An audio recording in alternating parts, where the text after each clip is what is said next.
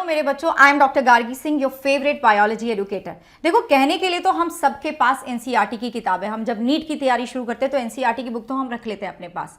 But the thing is that कि जो problematic बात है वो ये है कि क्या हम सबके 360 आ पा रहे हैं? 360 छोड़ो, क्या हम सबके 340 आ रहे हैं, 300 प्लस आ रहे हैं?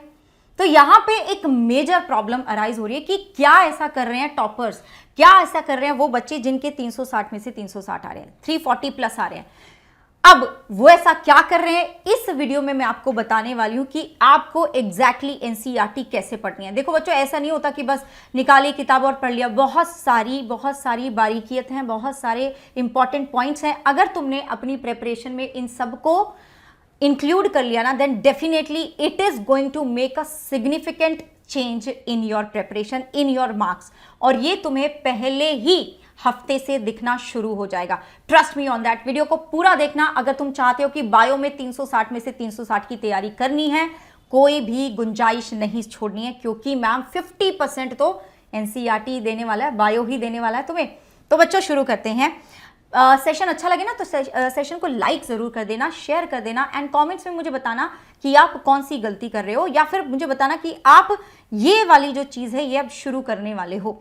ओके, ठीक है, चलो। तो सबसे पहले तो हमें एक बात तो पता है कि एनसीईआरटी बहुत ज़्यादा क्रूशियल है बायो के लिए, नीट बायोलॉजी के लिए एनसीईआरटी क्रूशियल है। इस बार अगर मैं देखूं तो इस बार थोड़ा सा गड़बड़ हुई थी कि 2 क्वेश्चन आपके आउट ऑफ एनसीईआरटी आ गए। तो तुम लगभग अगर देखो तो 96% आपका पेपर तो एनसीईआरटी से ही था। ठीक है, तो ये तो हम कम से कम पहले प्रिपेयर कर लें, फिर हम लेवल अप की बात करेंगे। लेवल अप भी करना है, क्योंकि मैं क्यों चाहूंगी कि मेरे बच्चे जो पढ़ रहे हैं मेरे साथ उनके 2 क्वेश्चन भी रह जाएं? नहीं, मैं तो चाहूंगी कि वो सारे के सारे 90 के 90 क्वेश्चन करके आए और बिल्कुल करेक्ट करके आए। तो यस, आपके मैक्सिमम क्वेश्चंस यहीं से आए थे। तो अब हमें पता है कि और जो क्वेश्चन थे, बाकी के जो क्वेश्चन थे वो भी काफी ट्रिकी थे, क्योंकि इस बार बच्चे 300 प्लस लाते हुए भी बड़ा डिफिकल्ट हो गया था बच्चों को बायोलॉजी में। Now the thing is that कि अब हमें इन डेप्थ कवरेज करना पड़ेगा, है ना। अब हमें जितना हम पहले कर रहे थे ना तैयारी, उससे भी ज्यादा दुगनी तिगुनी मेहनत लगानी पड़ेगी बायो के ऊपर। अगर तुम ये सोच रहे हो कि बायो को हल्के में ले लोगे तो बायो तुम्हें हल्के में ले लेगी, ये बात मैं तुम्हें बता रही हूँ, बिकॉज मुझे लग रहा है कि इस बार तुम बायो को थोड़ा हल्के में लेके जाओगे, क्योंकि तुम सोचोगे अच्छा दूसरे सब्जेक्ट को प्रायोरिटी दे देते हैं। नहीं, तीनों सब्जेक्ट को समान मानो, और अगर तुम्हें किसी एक को प्रायोरिटी देनी है then that has to be bio. 360 number यहीं से आने वाले हैं। लेवल अप भी करना पड़ेगा, सबको मैं बताने वाली हूं कैसे। सबसे पहले तो ना मैंने आपका जो एनसीईआरटी रीडिंग है ना उसको 3 पार्ट्स में डिवाइड कर दिया है। एक, जब तुम चैप्टर पहली बार पढ़ते हो तो पहली रीडिंग तुम तब लगा रहे हो, ठीक है। तो फर्स्ट रीडिंग जो है ना वो मेरी अंडरस्टैंडिंग वाला फेज है, वो मेरा कॉन्सेप्ट बिल्डिंग वाला फेज है। तो पहली रीडिंग में मुझे चीजों को याद करने में ज्यादा स्ट्रेस नहीं लेना कि अरे मुझे ये भी याद होना चाहिए, ये भी याद नहीं, मुझे समझना है। ये जो एक वर्ड है ना रट्टाफिकेशन, बायो तो रट्टा ही है। तुमने इस बार के पेपर में देख लिया कि बायो रट्टा है। कितने ज्यादा कॉन्सेप्ट बेस्ड क्वेश्चंस आए थे, और तुम्हें पता है इस बार तुम बायो में इसलिए स्कोर नहीं कर पाए, ठीक है ना बच्चों। तो इस बार बायो को रट्टा रट्टा नहीं करना, कॉन्सेप्ट के साथ पढ़ना है आपको। Even a chapter like morphology is concept based, उसमें भी कॉन्सेप्ट निकाल सकते हैं। अगर कोई मेरा पेड वाला बच्चा देख रहा है ना तो इनको बताना कि हमने मॉर्फोलॉजी में भी कॉन्सेप्ट निकाले हैं। तो आपको बायो इस तरीके से पढ़ना है। मैं तो ऐसे ही पढ़ाती हूँ बच्चों बायो, मेरे पेड वाले बच्चे बायो इसी तरीके से पढ़ रहे हैं कि हर एक चीज में मैं जो भी चैप्टर पढ़ा रही हूँ ना, जो बच्चा मेरे साथ नया जुड़ रहा है वो मुझे बोल रहा है कि मैम ये चैप्टर तो हमने पहले इस तरीके से पढ़ा ही नहीं था, जस्ट इमेजिन। तो इस तरीके से हमें पढ़ना है, लाइन बाय लाइन मुझे अंडरस्टैंडिंग होनी चाहिए कॉन्सेप्ट की, ठीक है।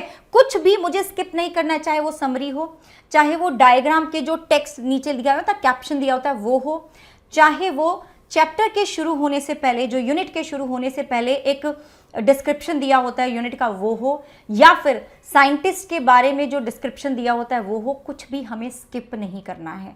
Each and every word is very very important.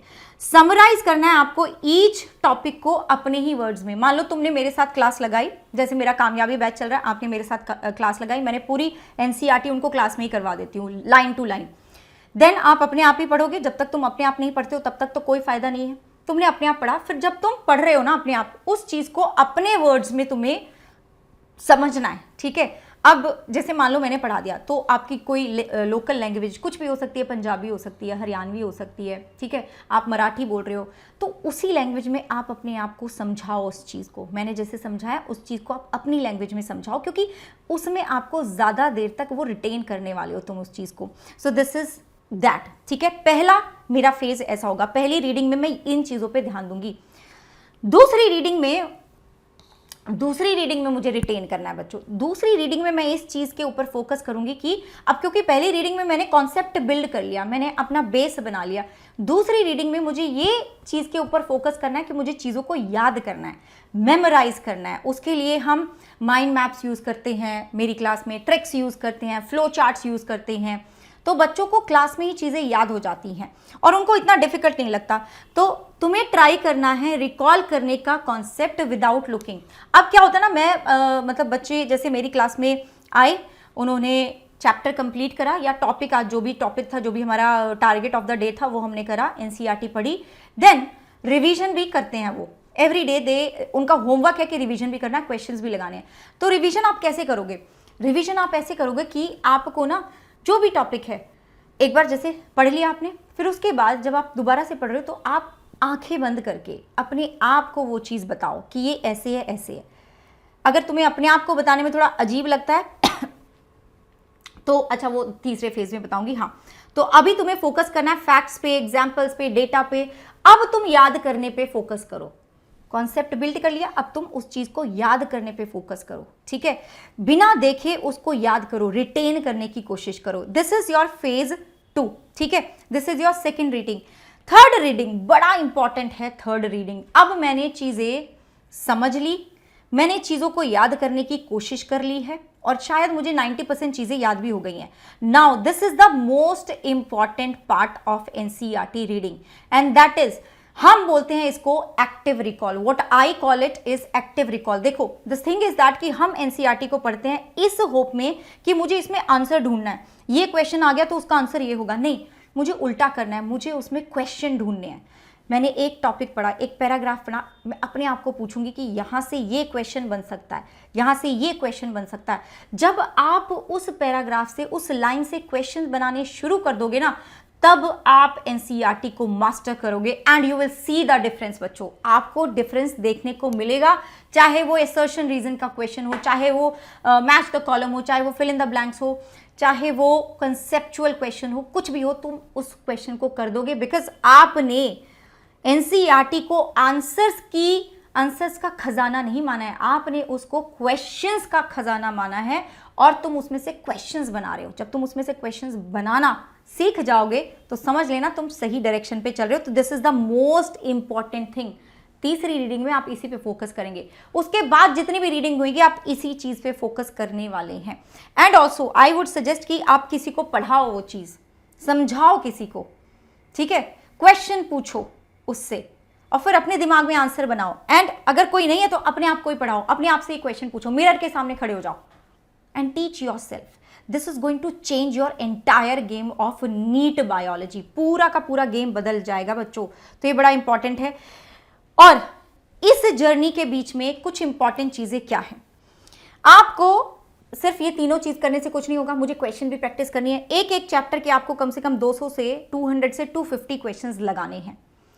इसमें पीवाईक्यू भी इंक्लूड हो गए, इसमें लेवल अप क्वेश्चंस भी आ गए, इसमें डीपीपीज भी आ गई, सब कुछ आ गया। ये सब कुछ हमारे बच्चे ऐप पे ही मिल जाता है उनको और वो तुरंत के तुरंत सब कुछ कर लेते हैं।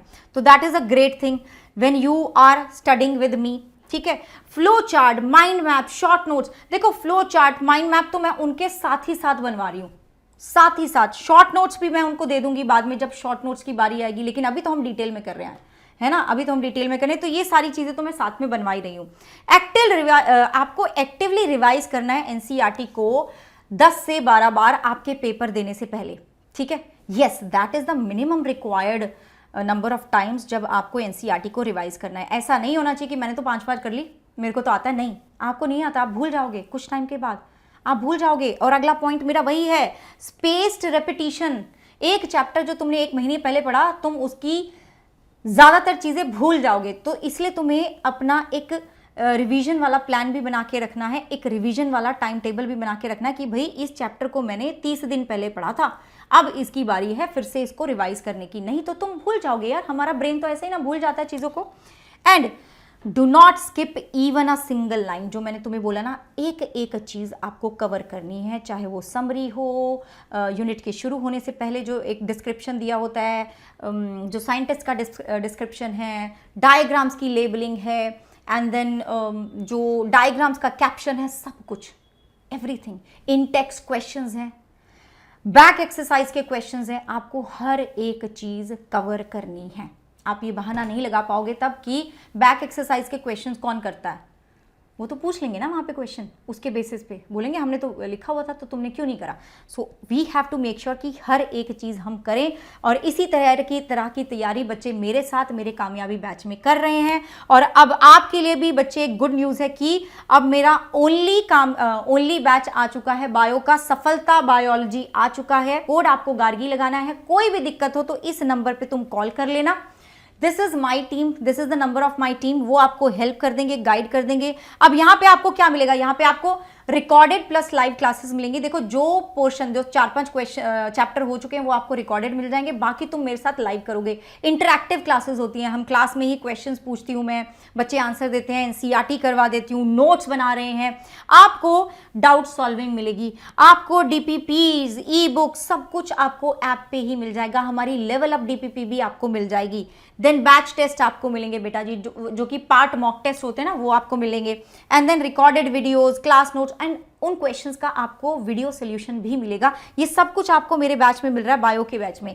But again I would say कि सिर्फ बायो से काम नहीं चलेगा। हाँ, माना कि 360 की तैयारी बायो ही करवा रहा है, लेकिन यार फिजिक्स और केमिस्ट्री भी हमारे अच्छे होने चाहिए। उसके लिए तुम कामयाबी बैच में आ सकते हो, जहां पे फिजिक्स और केमिस्ट्री दोनों चीजों के साथ तुम बायो तो करोगे, मेरे साथ करोगे बायो। That is for 3966। इसके प्राइस भी ड्रॉप हो चुके हैं बच्चे। कोड गार्गी लगाना है, इस नंबर पे कॉल करके आप पता कर सकते हो जो भी चीज़ है। एंड अल्टीमेट, अगर तुम्हें कोई एक प्लान चाहिए जिससे तुम्हारी तैयारी मतलब लेवल अप जो हो रहा है ना, वो तुम्हारा तीसरा लेवल अप हो जाए, दैट इज 1 प्रो महापैक, जहां पे आपको ये सब तो मिल ही रहा था, लेकिन आपको सारे आगे जो भी बैचेस आने वाले हैं, रिवीजन बैच जो आएगा, crash course, then practice batch आएगा, वो सब का एक्सेस आपको मिलेगा। आपको सारे बैचेस का एक्सेस मिलेगा, नए जो आ रहे हैं, प्रेजेंट एंड जो पुराने हैं।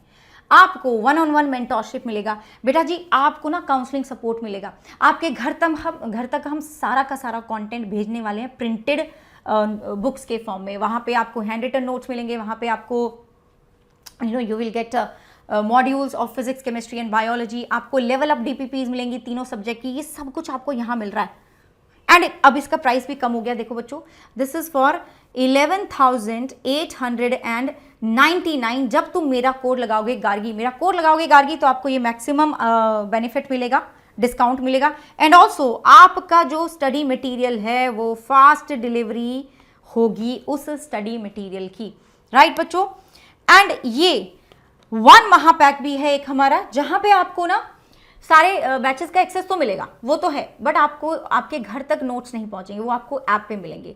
मतलब आपको वो soft copy version digital notes मिलेंगे। And also you will not get 1-on-1 mentorship, जो कि आपको वहाँ मिल रही थी 1 प्रो महापैक में, with the government medical college के जो आपके स्टूडेंट्स हैं उनके साथ आपको मेंटरशिप मिल रही थी ऑन डेली बेसिस। एंड यहाँ पे आपको काउंसलिंग का सपोर्ट नहीं मिलेगा, ये सब चीज़ें आपको यहाँ नहीं मिलती। And this is for 5,355। देखो मैं बोलूँगी तुम्हें, अगर तुमने सोच लिया ना कि तुम्हें डॉक्टर बनना है, तो एक दिन की भी देरी मत करो, आ जाओ। 2 बजे मेरी क्लास रहती है, एंड पहली क्लास आपकी फ्री भी है, you have the first class free. तो वो क्लास लगा के देखो तो तुम्हें पता चलेगा कि क्या डिफरेंस होता है हमारे पेड प्लेटफॉर्म पे as compare to the YouTube, ठीक है, या फिर as compare to any other platform, वो देखो आके। तो बच्चों, this was about it, and I see you in the next one. Take care, bye bye.